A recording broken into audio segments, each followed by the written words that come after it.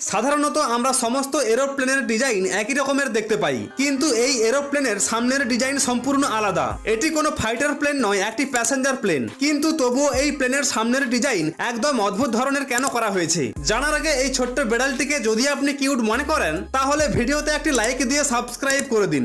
আসলে এটি হলো দুনিয়ার সব থেকে fastest supersonic passenger plane Concorde. এই প্লেনটি যখন ল্যান্ডিং অথবা টেক অফ করে তখন এই লম্বা নাকের মতো অংশটি নিচের দিকে নামানো হয় আর আকাশে উড়ে যাওয়ার পর সোজা হয়ে যায়। কারণ এই লম্বা নাকের মতো অংশটি থাকার জন্যই এই প্লেনটি শব্দের গতির তুলনায় দ্বিগুণ গতিতে উড়তে পারে।